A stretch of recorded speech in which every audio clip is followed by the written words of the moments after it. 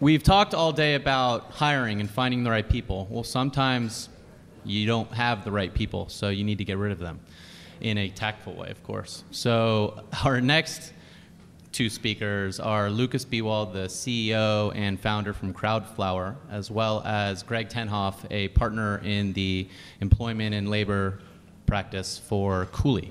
And they're going to be speaking about the why, when, and hows of firing. Thanks, Eric. Anyway, thanks. We appreciate the opportunity to come up and talk to you about what is sometimes a difficult subject. But I wanted to start with just a question to begin with.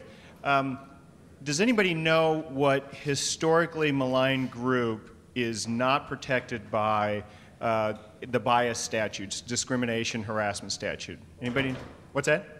Lawyers, exactly. So what does that mean to us today? It means that we can start with a lawyer joke told by a lawyer and not violate any federal or state laws. So here goes.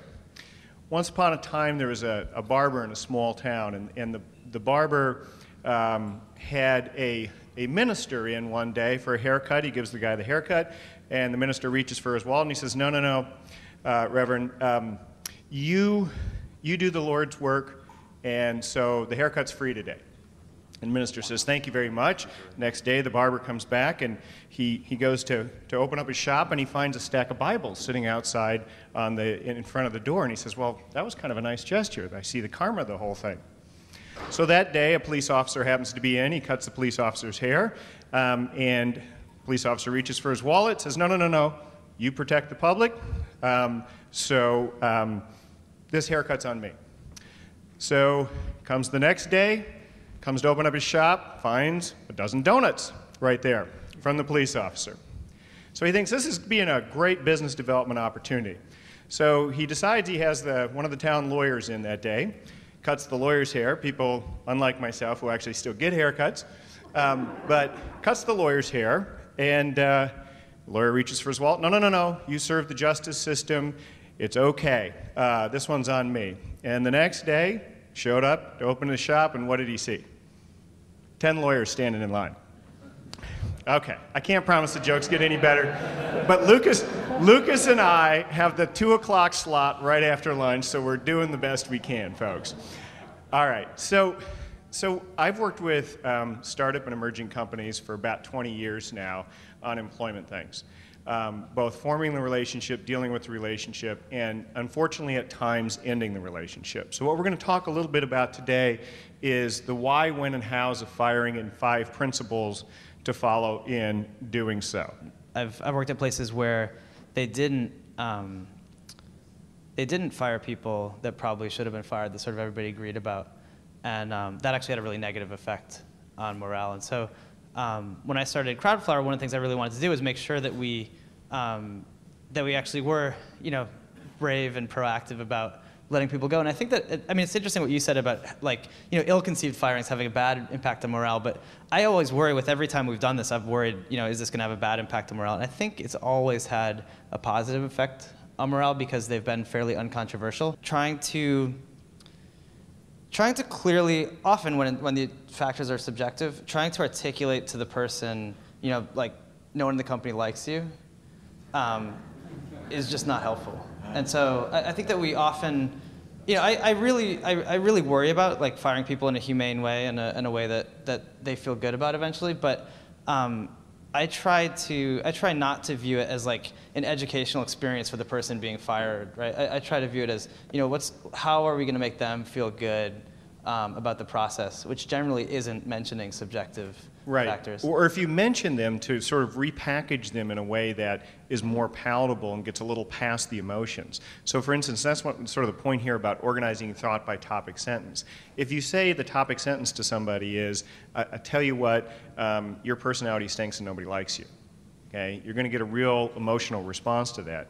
If you say, you can repackage that to something to the effect of, look, this doesn't seem to be a good fit for you, for what you bring here and what we are needing from you. Okay? We're needing more creativity. We're needing somebody who can really brainstorm and come up with some ideas. And you have a lot of other skills, but this isn't it. Okay? And sometimes it helps to have some examples of that when somebody pushes back. And Lucas and I are going to do a little demonstration in a bit, and you'll see that if Lucas just says to me, look, it's a performance issue, and doesn't give me any examples, you sort of lead into being pushed pretty heavily on what those examples are. Because that was my plan. What's that? Because that was my plan, right. Okay, so Lucas is in his office. Now, So I just want to say, I haven't rehearsed this, and So be gentle if you're going to criticize Lucas at all. Recognize that. Okay, so I'm coming in. Yeah, you wanted to see me, Lucas? so Greg, I need you, Greg. So I'm very excited about this company, let me just tell you, Lucas. This is probably, without a doubt, the single greatest company I've ever worked for. But go ahead. So Greg, I just want to let you know, this is going to be a difficult conversation. So we've made a decision to let you go. Let me go where? So we've made a decision to terminate your employment as of today. We have the HR paperwork available for you. We're going to have our HR manager come in and walk you through it. What? Wait, whoa. I don't get this at all. I thought I was doing a great job here. I mean, have you seen some of the code I've been writing? I mean, it's a thing of beauty. I mean, so like 3 weeks ago, you're telling me I'm the greatest thing ever, and you know, I've got emails, in fact, I've been keeping a log, actually, of all the positive things you've ever said to me, which were a lot. So you're joking, right? This is completely out of left field. This is not, So right? Greg, so I'm really sorry to do this, but for HR reasons, we have to keep this conversation short and formal. What I'd like to do is set up coffee for you and your manager a few days from now, if that works for you. To talk about what? No, Lucas, I've been doing a great job for this company. I don't understand. I don't understand why I'm being let go. You need, come on, man, you owe me at least that. I have been here, I have busted my butt for this company. I've given you everything. Do you know, I've got 2 kids in private school, okay? You know, I can't, do you know what it's like to try to find a job out there? So Greg, I mean, this would be a horrible time. I mean, let me stick around. Whatever it is, we can improve. I mean, my cat just died, and I was very close to the cat. so And the cat. So Greg, I'm really sorry. hang on. This decision is final. We need you to sign this paperwork, and then let's set up a conversation a few days from now with you and your manager, and we can talk about how we might be able to help you moving forward. Is it because I'm bald, Lucas? Is that what it is? Is it? We call that follically challenged, by the way. By the way, people have been calling me bald around here, and it's probably actually an age thing, right? You know, I'm the old guy here, right? I can't do anything right. It has to be. It's an age thing.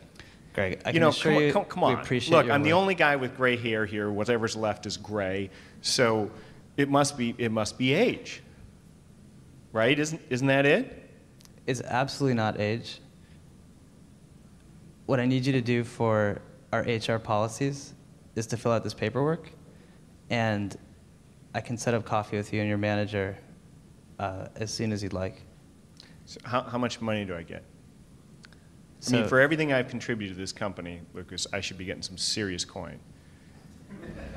so our I built this company, Lucas. So I want to make sure that we get you exactly accurate answers to questions like that. So I'm going to direct you to our HR manager. So it'll be But- big then, but big it- severance package, right? Well, so take a look at the package, talk to our HR manager, make sure that you get all the accurate information. And then if you have a problem, this is my cell phone number, and you can call me and talk to me about it. Oh, I'll be calling you, Lucas, several times. I have no doubt that you will be calling me. Okay, all right. So thank you, Lucas. I just not ready for prime time. Either one of us.